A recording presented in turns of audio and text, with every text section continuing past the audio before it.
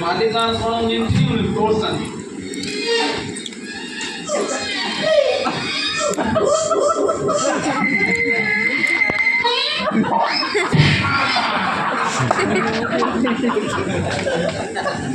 ದುಡ್ಡು ಕೊಡೋ ಇಟ್ಟು ಮಾತಾಡ. ಇನ್ಯಾರು ಬೀಜ ತರಬೇಕು, ಬಿತ್ತಬೇಕು. ಈಗ ಚಾಲು ಈಗ ಮಳೆ. ನಾವು ಹೋದ ವರ್ಷ ಮಳೆನೂ ಆಗಿಲ್ಲ, ನೀವು ಬೀಜ ಬಿತ್ತಿಲ್ಲ. ಬೀಜ ಬಿತ್ತೀನಿ, ಬೆಳೆ ಬಂದಿಲ್ಲ. ಏನು ಮಾಡಿ ಮಗನೇ, ಒಳ್ಳೆ ಬೀಜ ಬಿತ್ತಬೇಕು. ಹಾ, ನಿಮ್ಮ ಹತ್ರ ಬೀಜ ಇಲ್ಲ ಅಂದ್ರೆ ನಾವು ಬೀಜ ಒಯ್ಬೇಕು. ದೊಡ್ಡದೈತಿ ಎಲ್ಲರಿಗೂ ಬೀಜ ಕೊಟ್ಟು ನಮಗೆ ಬೀಜ ಕೊಡಪ್ಪ. 8 ದಿವಸ ಸರಿಸೋತೀರಿ ಅಲ್ಲೋ. ಅವ್ರು ದುಡ್ಡು ಕೊಟ್ಟು ನಿನ್ನ ಮನೆಗೆ ಅವ್ರ ಮನೆಗೆ ಒಳ್ಳೊಬ್ರು ಅಡ್ಡಾಡಕ್ಕೆ ನಮ್ಮ ಸಾಹುಕಾರ ಖರ್ಚು ಹಾಕಿದ ನಾ ಏನು ತಿಳ್ಕೊಟ್ಟು. ಏನು ನಮ್ಮ ಸಾಹುಕಾರ ಅಂದ್ರೆ ಕಿಮ್ಮತ್ತಿಲ್ಲ. ಅವ್ರೇನು ನಿಮ್ಮ ಮನೆಗೆ ಬಾಂಡೆ ತೊಳೆಯಕ್ಕೆ ಬಂದವ್ರೆ. ನಮ್ಮ ಸಾಹುಕಾರ ಅಂದ್ರೆ ಕಿಮ್ಮತ್ತಿಲ್ಲ. ಅವ್ರೇನು ಹುಚ್ಕೊಳ ಮಗನ್ ಮಾಡ್ರಿ. ಸಾಲ ವಸೂಲಿ ಮಾಡಕ್ ಬಂದಿಯೋ ನಾನು ಬಯಕ್ ಬಂದಿಯೋ? ಸಾಲ ಕೊಟ್ಟಿದ್ರೆ ನಾವು ಬೈಸ್ಕೊಂಡು ಬೈದು ಕೊಡು. ಸ್ವಲ್ಪ ಕಾಲಾವಕಾಶ ಕೊಡಿ ಸಾವುಕಾರ. ಕೊಡ್ತೀನಿ ಅಂತ ಇಲ್ಲ ಅಂತ ಹೇಳ್ತಾ ಇಲ್ಲ ನಾನು. ನೀನು ಒಂದು ನನ್ನ ಹೆಣ ಕೊಡು, ಇಲ್ಲಾಂದ್ರೆ ಬರೆದು ಕೊಟ್ಟಂಗೆ ಮನೆ ಖಾಲಿ ಮಾಡು.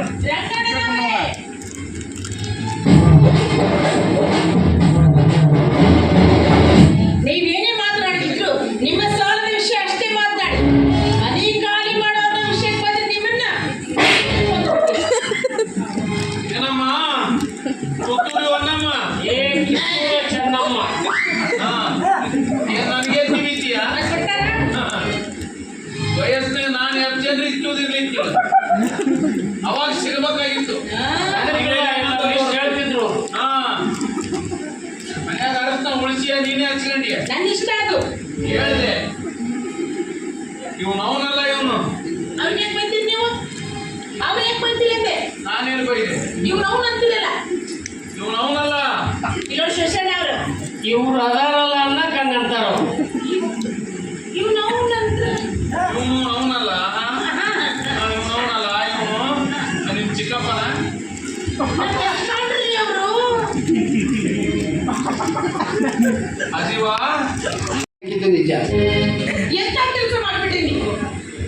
ಅಲ್ಲ, ನಿಮ್ಮನ್ನು ಕೈ ಹಿಡಿದ ನಾನು ಒಂದು ಮಾತಾದ್ರೂ ಕೇಳ್ಬಾರ್ದಾಗಿತ್ತು. ಕೈ ಹಾಕಮ್ಮ ಹಿಡಿದೆ. ಮತ್ತೇನು ಹಿಡಿಸ್ತಾ ಅದು ನಿನಗೆ ಬಿಟ್ಟು ಹಣನೂ ಕೊಡೋದು. ಏನ್ ಮಾಡ್ತೀರಿ ಮಾಡ್ಕೊ ಹೋಗ್ರಿ. ಇದೇ ಮಾತಾ? ಏನ್ ಮಾಡ್ತೀರೋ ಮಾಡ್ಕೊ ಹೋಗ್ರಿ. ಇದೇ ಮಾತಾ? ಇದೇ ಮಾತು. ನಡ್ರಿ ಒಳಗೆ. ಅವರೇ ಅಂದ್ರಲ್ಲ ಏನ್ ಮಾಡ್ಕೋತೀರಿ ಮಾಡ್ಕೋರಿ.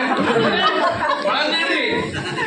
ಒಳಗಿನ ಸಾಮಾನೆಲ್ಲ ಹೊರಗೆ ಹಾಕವ, ಮನಿ ಖಾಲಿ ಮಾಡಿಸವ.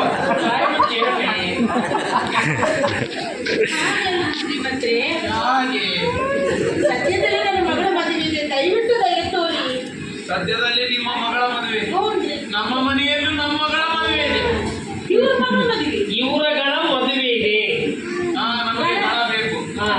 ಅದೇ ಮದುವೆ ವ್ಯವಸ್ಥೆ ಮಾಡಿಬಿಟ್ಟಿವಿ ನಾವು. ಹೇಳ ಡಬ್ಬು ಸೀಬು ಮಂದ್ರಪಾಟ ಅರಿವಿ ಕುಂಡು ಕಟ್ಟಿಗೆ ಚಿಮಣಿ ಇನ್ನೇನು ನಮ್ಮ ಹೆಣ ಬೀಳ್ಬೇಕು.